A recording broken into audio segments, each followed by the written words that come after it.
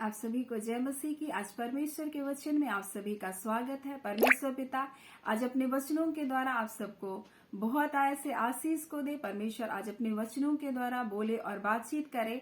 आज हम परमेश्वर के वचन से अधीनता के बारे में सीखेंगे और परमेश्वर का वचन तो हमसे कहता है कि यीशु मसीह व्यवस्था के अधीन में जन्मा। बोलता है समय की पूर्णता में परमेश्वर ने अपने पुत्र यीशु को स्त्री के द्वारा व्यवस्था के अधीन उत्पन्न किया ताकि व्यवस्था के अधीनों को बोलता है मोल लेकर क्या करे, छुड़ा ले। और इसलिए परमेश्वर ने अपने पुत्र का आत्मा उनको दिया बोलता है ताकि वो परमेश्वर को हे अब्बा हे पिता कहकर पुकार सके। बोलता है इसलिए बोलता है तू अब दास नहीं परंतु तू क्या है, अब पुत्र है। बोलता है और जब पुत्र है तो तू वारिस भी हुआ। हम गलाती उसका 4 से आगे जब हम पढ़ते हैं तो परमेश्वर का वचन हमें इस प्रकार से कहता है कि यीशु मसीह जो परमेश्वर का पुत्र था वो स्वयं भी व्यवस्था के अधीन जन्मा और ताकि हम जो पापों और दासवत्ता के जो व्यवस्था के जो हम अधीन में थे हमको क्या कर ले, छुड़ा ले। बोलता है और वो हमें छुड़ा लिया।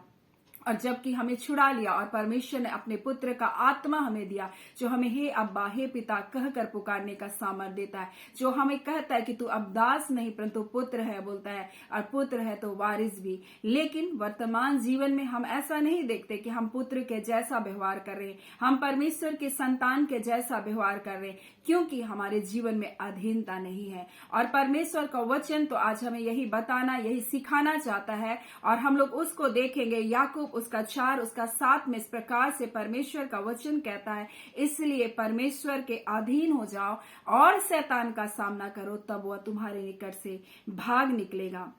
और परमेश्वर ने तो अपने बेटे यीशु मसीह के द्वारा हमें क्या किया, छुड़ाया। हमें शत्रु के पंजे से उनकी युक्तियों से हमको छुड़ा लिया, हमें पाप हमें अपराध के बंधनों से हमें छुड़ा लिया, हमें दासवत्ता हमको गुलामी से हमें क्या कर लिया, छुड़ा लिया। बोलता है इसलिए उसने अपने लहू के द्वारा हमें मोल लिया। हम जो व्यवस्था के अधीन थे हमको छुड़ाया और हमको अपनी संतान होने का अधिकार दिया, हमको अपना वारिस होने का अधिकार दिया। लेकिन वर्तमान समय में हम जब परमेश्वर के अधीनता को स्वीकृति को नहीं देते, अधीनता की स्वीकृति को, तो हमारे जीवन में वो बंधवाई वो बंधन हमारे जीवन में आज भी वर्तमान समय में पाया जाता है। और हम देखते हैं शत्रु आज भी हमारे जीवन में गरीबी के बंधन, कर्ज के बंधन, बीमारियों के बंधन, लड़ाई और झगड़े के बंधन, अंधकार के कार्य आज भी हमारे जीवन में शैतान का कार्य को हम होता हुआ देख रहे हैं। कारण क्या है, हम आज अधीनता में नहीं जी रहे हैं और परमेश्वर का वचन तो आज हमें सिखा रहा है। इसलिए वो बोलता है उसका हम लोग याकूब उसका 4 उसका 6 से अगर हम देखें तो इस प्रकार से लिखा है, वह तो और भी अनुग्रह देता है। इस कारण लिखा है परमेश्वर अभिमानियों का विरोध करता है परंतु दीनों पर अनुग्रह करता है। बोलता है इसलिए परमेश्वर के अधीन हो जाओ। बोलता है क्योंकि जो पवित्र आत्मा हमको दिया गया बोलता है वो डाह नहीं करता। बोलता है जिसका प्रतिफल क्या बोलता है, जिस लिखा है अगर 5 से हम लोग देखें तो लिखा है, क्या तुम समझते हो कि पवित्र शास्त्र व्यर्थ करता है, कहता है जिस आत्मा को उसने हमारे भीतर बसाया क्या वह ऐसी लालसा करता है जिसका प्रतिफल डाह हो, झगड़ा हो, ईर्ष्या हो। बोलता है वह तो और भी अनुग्रह देता है। बोलता है इस कारण लिखा है परमेश्वर अभिमानियों का विरोध करता है परंतु दीनों पर अनुग्रह करता है। इसलिए लिखा है, इसलिए परमेश्वर के अधीन हो जाओ और बोलता है शैतान का सामना करो तो तुम्हारे निकट से भाग निकलेगा। और सर्वप्रथम हम देखते हैं हमें परमेश्वर के अधीनता को स्वीकार करना। उसके अधीनता को स्वीकार करने का अर्थ उसकी आज्ञा को, उसकी बातों को, उसके वचनों को हमको क्या करना है, मानना है।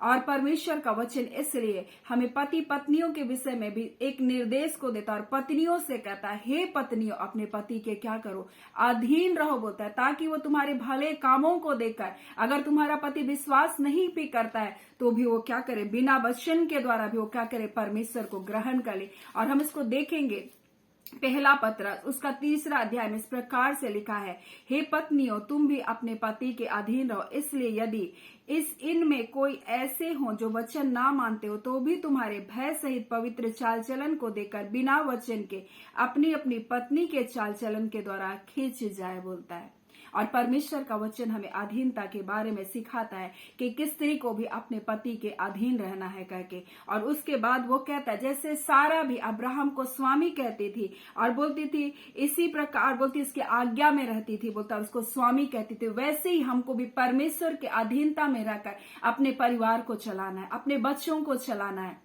और इसी प्रकार से नवयुवकों के लिए भी परमेश्वर एक निर्देश को देता है, नवयुवकों बोलता है तुम अपने प्राचीन के अधीन रहो। और इसी प्रकार से बालकों के लिए कहता है बालकों तुम अपने माता पिता के अधीन रहो। और परमेश्वर का वचन हमें सिखाता है, बोलता है तुम अपने अगुओं के अधीन रहो। और फिर परमेश्वर का वचन हमसे कहता है जिन अधिकारियों को तुम्हारे ऊपर परमेश्वर ने नियुक्त किया है उन प्रबंध के नीचे उसके अधीन रहो।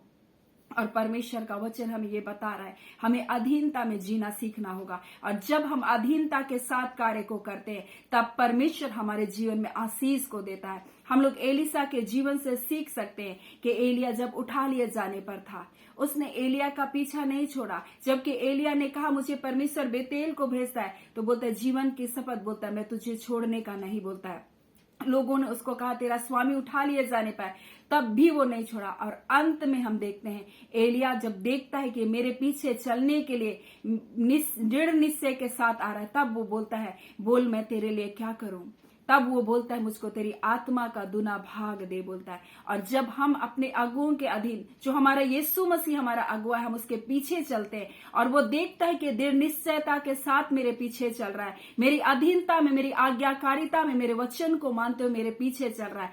हालांकि यीशु मसीह कुछ समय तक हमें भले कुछ ना बोले, लेकिन वो देखता है अगर हमारे जीवन में अगर हम विश्वास योग्य है तो निश्चय हमें भी परमेश्वर क्या करता है अपने सामर्थ से हमको भरता है, अपनी योजना को हमारे जीवन में वो क्या करता है प्रकट करता है। और जब हम अधीनता के साथ जीते शैतान की जितनी युक्ति जितनी योजना हमारे विरोध बनाई गई है सब खत्म हो जाता है। और शैतान फिर हमसे डरता है, वो हमसे तब तक नहीं डरेगा जब तक हम परमेश्वर के अधीन नहीं होंगे। और जब हम परमेश्वर के अधीनता में पवित्रता के साथ धार्मिकता के साथ उसके वचन की उसकी आज्ञाकारिता में हम चलेंगे तब शैतान हमारे निकट से भाग जाएगा। वो बीमारी जो हमें बंधन में बांध के रखी वो रह नहीं सकता, वो शत्रु अपनी युक्तियों को जो हमारे जीवन में चलता वो चल नहीं सकता, क्योंकि परमेश्वर का वचन हमसे कह रहा है कि परमेश्वर के अधीन हो जाओ और तब तुम शैतान का क्या करो सामना करो, तुम्हारे निकट से वो क्या करेगा भाग निकलेगा करके बोल रहा है। और आज हम वचन के अनुसार नहीं चलते,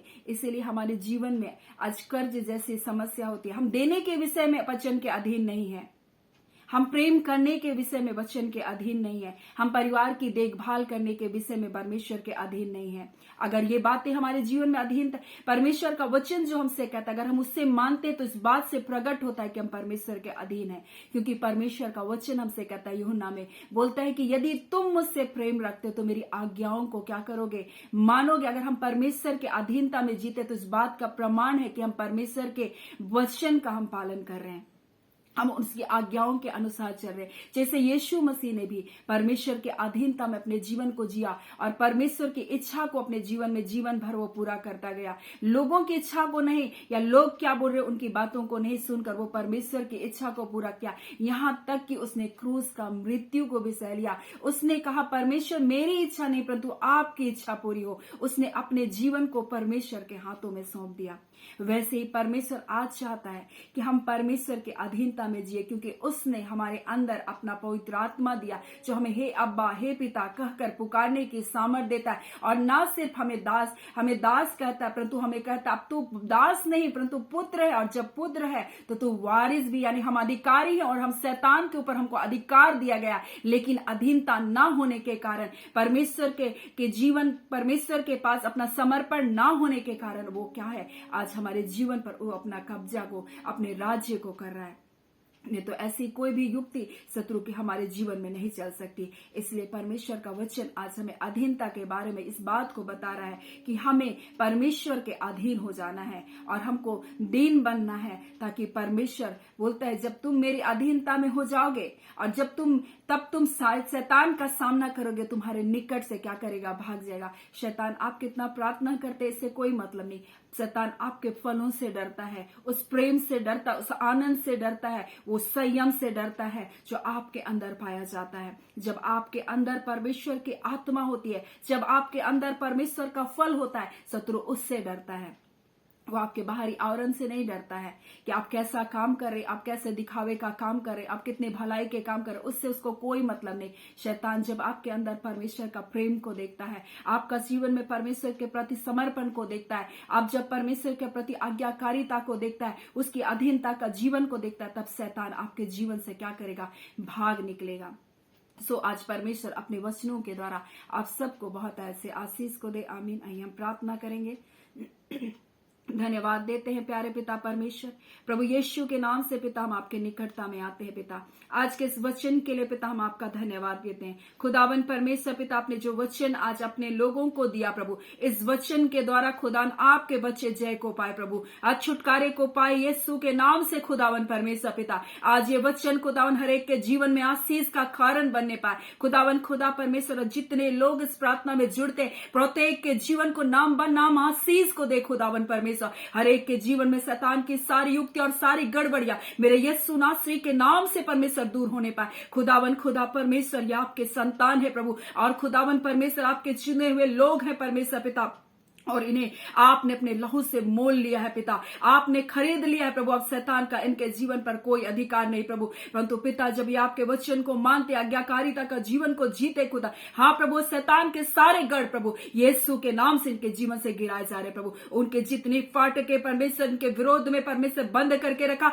वो फाटक, पीतल के फाटक मेरे यीशु के नाम से आज खुल जाने पाए खुदावन। और इसी घड़ी हम प्रार्थना करते खुदा, हर वो जंजीरें जिन्हें आगे बढ़ने से रोक रही है, आपके उपस्थिति में आने से रोक रही है, प्रार्थना करने से रोक रही है, वचन पढ़ने से रोक रही है, वो सारी जंजीरें आज यीशु के नाम से टूटने पाए। खुदावन परमेश्वर पिता, हम प्रार्थना करते प्रभु, जितने निराश हैं प्रभु, दुखी हैं प्रभु, अपनी शांति, अपने आनंद से इन्हें परिपूर्ण कीजिए। खुदावन परमेश्वर प्रभु, जितने अपने स्टडी में कमजोर है प्रभु, और प्रार्थना कर रहे मुझे बुद्धि नहीं, मुझमें ज्ञान नहीं प्रभु, अपने स्वर्गीय बुद्धि और अपने ज्ञान से इन्हें परिपूर्ण कीजिए। जितने बीमारी के बिछौने में प्रभु जी, हाँ पिता, शारीरिक कमजोरी है प्रभु जी, दुर्बलताएं हैं, मेरे यीशु आपके नाम से सारी दुर्बलताएं, सारी कमजोरियां, सारी बीमारियां यीशु के नाम से इनके शरीरों को छोड़ करके जाने पाए। खुदावन परमेश्वर, आप हमारे चंगा करने वाले परमेश्वर, आपने कहा मैं तेरा चंगा करने वाला परमेश्वर प्रभु, हाँ खुदा, आप इन्हें छू करके चंगा करें। परिवार के हर एक लड़ाई झगड़े, हर एक गड़बड़ी, हर एक मनमुटाव, हर एक अंधकार का कार्य यीशु के नाम से प्रभु दूर होने पाए। खुदावन परमेश्वर प्रभु, आज के वचन के अनुसार प्रभु जी, हाँ पिता, ये अधीनता का जीवन को जिए खुदा, और उसके द्वारा आपके नाम की महिमा होने पाए।